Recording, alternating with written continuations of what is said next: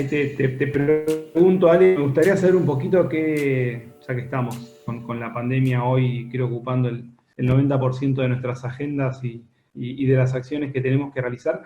Ustedes son una compañía que está en la primera línea de batalla, si querés, contra esto, con sanatorios, con la prepaga y demás. Así que me imagino que hoy estarán 7 por 24 trabajando más que nunca. Hoy, ¿cómo están manejando eso? Vos hoy tenés a tu gente en home office, parte de tu equipo de recursos humanos, me imagino que trabajando desde su casa, parte no, o sea, tendrás partida la compañía, me imagino. Coronavirus nos ha presentado un desafío increíble, que además no te permite elegir. Como dice Velocopit en todas los reportajes y cada vez que va a la televisión, es lo que nos tocó y hay que lidiar con esto. Entonces, me parece que lo primero que uno tiene que hacer es entenderlo como tal y abordar el tema con mucha seriedad. Nosotros tenemos hoy la compañía, te diría que dividida en dos partes. Por un lado, las compañías de seguros, el prepago y todas las áreas corporativas trabajando home office absoluto. Prácticamente no hay nadie que esté en la oficina. Digo prácticamente porque, olvídate, no hay nadie trabajando en la oficina. Edificios cerrados, literalmente cerrados, algo que jamás nos imaginamos que iba a suceder y que lo tuvimos que resolver a una velocidad estrepitosa porque los anuncios no dieron tiempo para prepararse. Nuestra compañía, además, no es una compañía que tenga una cultura de home office arraigada, solo la tenía en algunas áreas y de un día para otro pasó de tener de esa mitad de la compañía, hablamos de la mitad de la compañía, de esa mitad de la compañía, si teníamos un 5%, 3% de home office, pasamos al 100% absoluto en 24 horas. Impresionante, la respuesta fue excelente, con un home office raro, porque no es un home office legítimo esto. Porque una cosa es trabajar desde tu casa y otra cosa es trabajar desde tu casa donde no podés salir. Entonces, claro, se dieron unas situaciones muy raras. El primer fin de semana, sábado 2 de la mañana, mandabas un mail, todo el mundo online te contestaba. Estaba todo el mundo online. El literal 7 por 24 era impresionante. Domingo, 7 de la mañana, preguntabas algo y te llegaban las respuestas. Está todo el mundo online todo el tiempo. Que no es un home office tradicional. Es un home office con esto, ¿no? Con cuarentena y con aislamiento. Entonces, bueno, lo primero que pensamos para ese grupo fue intentar asistirlos desde recursos humanos con ideas, tips, comunicaciones, videos. Entonces, empezamos a mandar distintas piezas para, bueno, para recomendarles cómo trabajar. Desde lo más sencillo, los auriculares, cómo presentarse frente a una call, silenciar el micrófono, tener el chat al lado, pedir la palabra, cosas muy sencillas hasta cosas más desarrolladas, ¿no? Tips para hacer pausas. Recibimos, además de nuestro proveedor de gimnasios, algunos videos que estamos distribuyendo, donde, bueno, cómo hacer gimnasia, un poquito de estiramiento, y ya tenemos como una segunda parte donde estamos llegando con recetas de cocina, tips para los chicos, para los que tienen a los chicos en casa, además de toda la línea de proteger la salud, cómo cuidarse cuando uno vuelve de la calle, etcétera, etcétera. Te diría que la mitad de la compañía en eso, y con 2 proyectos mirando para adelante, uno de corto y uno de largo. Largo, corto, te diría. Uno muy corto y uno un poquito menos corto. El muy corto es, ¿qué pasa el lunes 13 cuando se levante la cuarentena.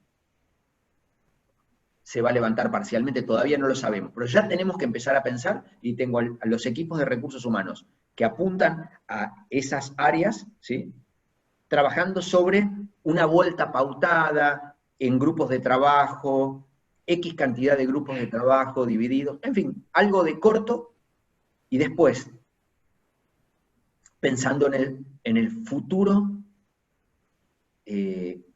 cómo va a ser el futuro home office cuando desaparezca la pandemia. Situémonos en el 2021. Si yo tenía áreas donde no había home office, ahora no puedo ir a decir, no, bueno, ya está, pasó la pandemia, listo. Entonces, bueno, ¿cómo va a ser? ¿Cómo lo vamos a instrumentar? Y, bueno, también estamos en ese proyecto, que por supuesto no es a tan corto plazo, pero que es corto también. Yo dije 2021 para que se entienda el ejemplo, pero dentro de 2 meses, 60 días, digamos, el pico de la pandemia bajó y ya hay que empezar a volver a trabajar, y cómo vamos a manejar el home office por áreas, me parece que es uno de los proyectos. La otra mitad de la compañía... Tengo una consultita. Sí. Cuando vos decís que solo el 3 o el 5% como mucho de esa mitad hacía home office, ¿vos pensás que era porque la compañía no lo promovía, porque los empleados no lo querían, ustedes tenían miedo de lo que iba a pasar? Porque lo cierto es que ahora está pasando. Entonces, ahora que mirás el antes y el después, ¿pensás que antes no? Era una cuestión netamente cultural de la compañía y normativa. La gente lo pedía y nosotros éramos muy reacios por una cuestión básicamente cultural. No habíamos logrado atravesar esta idea de cómo medir el trabajo en el home office en algunas áreas que era difícil de medir. Entonces, bueno, frente a la imposibilidad de medirlo, no lo proponíamos como una metodología de trabajo. Y además, toda la fantasía sobre si los sistemas lo van a soportar y qué va a pasar, todo eso que desapareció ahora, eran, bueno, en definitiva, excusas que nosotros mismos íbamos poniendo para no proponerlo como una metodología de trabajo. Así que era netamente propio, ¿no? Y la gente lo demandaba, y además, bueno, en las áreas donde más talento perdíamos por no tener ese tipo de herramientas, eran las primeras áreas donde habíamos aflojado. Hoy por hoy ya me parece que no hay excusa, ¿no? Claro. Ya está implementado, ya funciona. Con lo cual es muy probable que si la pandemia termina pronto, ojalá que así sea, cuando sea que termine, los que sigamos en el camino, va a haber un paradigma completamente nuevo en materia de recursos humanos respecto de lo que sí y lo que no, porque tuvimos la posibilidad de probar algo, lamentablemente por las malas, pero va como un montón de cosas nuevas, libros que va a haber que tirar y libros que va a haber que escribir, parecería, ¿no? Totalmente, por eso ese era el proyecto. El de corto plazo era la vuelta post-cuarentena, y el de corto plazo, pero un poquito más largo, era ese, era escribir, digamos, cómo se va a trabajar en Swiss Medical a partir de que pase la pandemia. Digamos, en eso estamos trabajando con el equipo de recursos humanos que mira esa parte de la compañía. Del otro lado es una situación bastante más compleja y más dramática. Estamos trabajando en muchísimos frentes y estamos, te diría que gran parte del día, de mi día, se consume con mi equipo que mira las áreas asistenciales. Desde cuestiones más técnicas hasta cuestiones más soft, ¿no? Tuvimos que mirar las licencias, por ejemplo, algo que por ahí otras compañías que no son del rubro de la salud ni se les cruzó por la cabeza o ni les generó un problema. Cuando el gobierno decide que hay grupos de riesgo, ¿sí?, los grupos de riesgo no son blanco o negro. Por ejemplo, asmáticos moderados y severos son grupos de riesgo, asmáticos leves no. Esto parecería muy sencillo. Ahora, ¿qué es un asmático leve? ¿Y qué es un asmático moderado? Entonces, ¿dónde está la línea? Exactamente. Cuando el gobierno terminó la primera, lo voy a hacer corto porque la verdad es que no vale la pena que me extiendan esto, pero a partir de la primera definición del gobierno de gente que no tenía que ir a trabajar, que incluía la gente que estaba de cuarentena porque había venido del exterior, la gente que se quedaba en su casa a cuidar a sus hijos, algo que nunca debió haber sido aplicado al personal de sanidad. El personal de sanidad necesariamente tiene que dejar sus hijos con alguien que los ayude, familiar, pariente, vecino, lo que sea. Esto es como una guerra, y vos en la guerra no podés decirle a los soldados, bueno, los que se tienen que quedar a cuidar a los hijos no van al frente. Acá necesitas todos los recursos. Entre los de cuarentena, los que se quedan a cuidar a los hijos, y los grupos de riesgo, el primer conteo nuestro, teníamos 900 personas afuera de la compañía. 900. Cuando logramos ajustarlo un poco y mirar uno por uno los casos, eran 760. Hoy son 520, ¿sí? Prácticamente 2 semanas después. ¿Por qué 520? Porque muchas de las cuarentenas se fueron acabando, gente que había venido del exterior de sus vacaciones, porque algunas de las licencias nosotros las revisamos y dijimos que no, y porque mucha gente que se quedaba en la casa para cuidar a los hijos, entendió que podía ubicarlos, y a partir de que se flexibilizó un poquito la cuarentena, bueno, pudieron, entonces, 500, de los cuales 320 son de los sanatorios. O sea, yo tengo 320 personas, entre enfermeros, médicos, técnicos, que no están trabajando. Entonces, eso nos demandó a recursos humanos un esfuerzo tremendo de logística y además de exposición, porque decirle a alguien que te dice, mira, yo soy grupo de riesgo. Decirle, no, vos no sos grupo de riesgo. Corres con lo que va a pasar si se llega a enfermar y se complica. Y que van a venir a golpearte la puerta y decir, vos sos el que dijiste que no era. Entonces, bueno, son situaciones muy dramáticas. Esa te diría que es la parte técnica de difícil resolución y más hard de recursos humanos que tuvimos que manejar en este momento. Además de armar un circuito para la presentación de estos formularios y certificados médicos y aprobarlo, ¿no? Por el otro lado, la asistencia de la gente. Pusimos los equipos a trabajar en un mes, tomamos 92 enfermeras y tenemos 46 búsquedas abiertas para reforzar todos nuestros equipos, porque entendemos que además, cada vez que alguien tiene contacto con algún paciente positivo sin estar protegido, 2 semanas a su casa. Entonces, el riesgo es que nos quedemos sin gente para atender. Entonces estamos reforzando todos los planteles con enfermeras, con médicos, con técnicos, para que esto no nos pase, y al mismo tiempo trabajar sobre lo que llama el burnout, que es cuando alguien dice estoy quemado, y la verdad que atender muchas horas una guardia te quema. Entonces estamos con acciones para el burnout, estamos reforzando los planteles, sacamos un 0800 recursos humanos, donde uno puede llamar para el personal asistencial, ¿no? Donde uno puede llamar para pedir desde contención emocional hasta preguntar trámites y demás, y cuestiones relacionadas al permiso para circular. También nos generó un problema el permiso para circular, hubo 3 permisos distintos, tuvimos que avisar 3 veces, mandar los permisos, después marcha atrás porque servía la... Bueno. Hoy salimos a ofrecerle a nuestros médicos y enfermeras habitaciones en hoteles por si alguien no quiere volver a su casa después de trabajar. Por miedo a contagiar a sus familias, por miedo a llevar el virus, porque trabajan lejos y entonces son jornadas muy extensas. Entonces, estamos viendo si podemos asistirlos desde ese lugar. También, digamos, una cantidad de tips para esta gente, para la vuelta a casa después de trabajar, cómo higienizarse, cómo, digamos, preparados por infectología.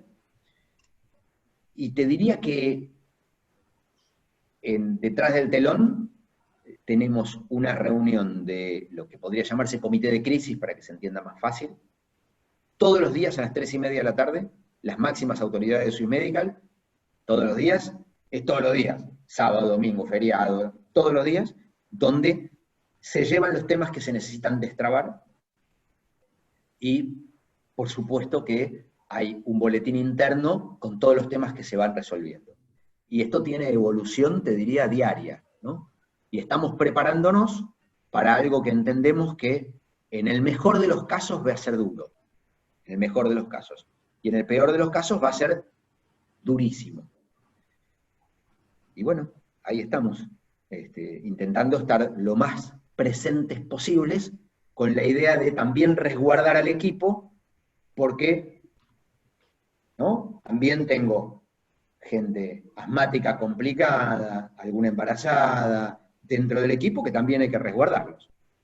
Así que es una tarea muy compleja y muy difícil, con poca literatura para ir a buscar, ¿no? Hay que tener la sensibilidad muy, muy, muy preparada en este momento para poder escuchar, porque además la gente en estos casos muestra desde sus mejores facetas hasta sus peores facetas, que son despertadas por el miedo, y por el miedo, como bien dice Claudio, los médicos se preparan para curar y para situaciones de emergencia. Nadie los prepara para ir a arriesgar su vida, como si se prepara a los militares. Entonces me parece que es una situación donde vos necesitas que la gente tenga como un grado de vocación más allá del cuidado personal muy fuerte. Bueno, y es individual. Hay gente que lo tiene y gente que no lo tiene. Hay gente que va a trabajar y se quiere llevar sus propios elementos de cuidado porque entiende que son mejores que lo que nosotros ofrecemos, por ejemplo. Y entonces la discusión es, ¿qué le digo? No, tiene que cuidarse como todo el mundo. Y mirá, dijimos, mientras no sea una cosa estrafalaria, que alguien vaya con un traje de astronauta y una escafandra, si quiere llevar algo, que lo lleve, si le hace bien. Nosotros tenemos que garantizar que damos los elementos de protección personal necesarios.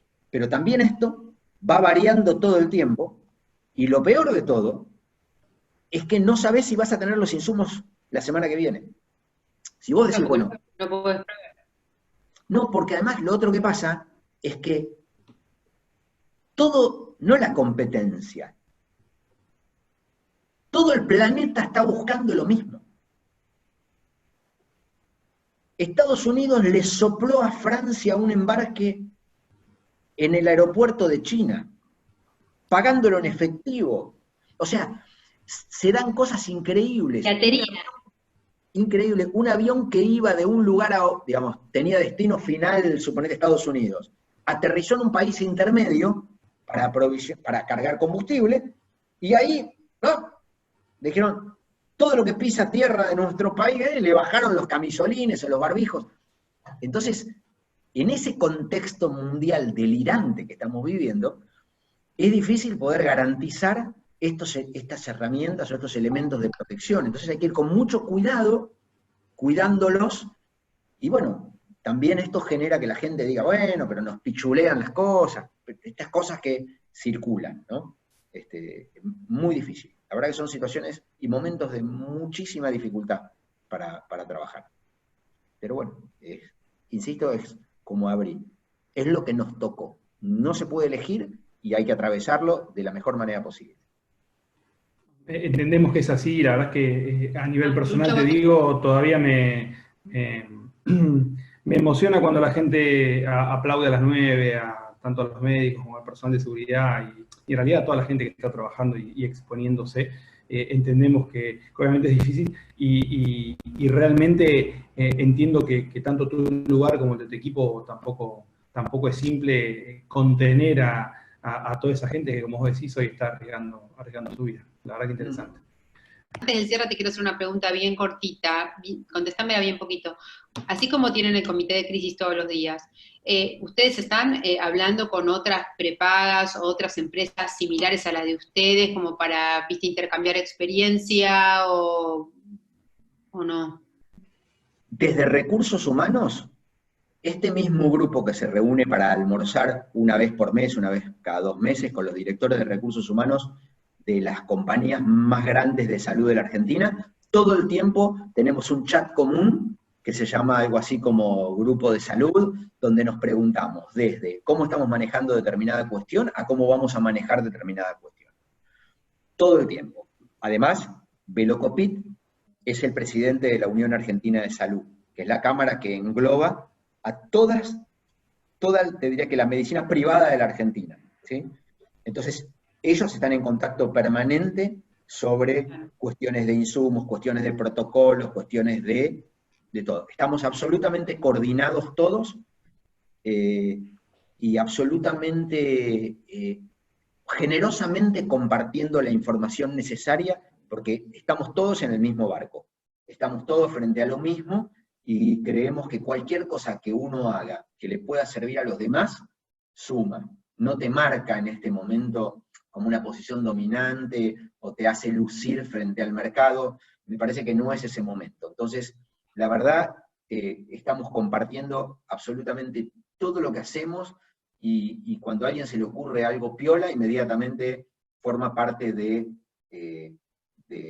chat y de la idea de, bueno, fíjense si esto les puede servir porque a nosotros nos está funcionando.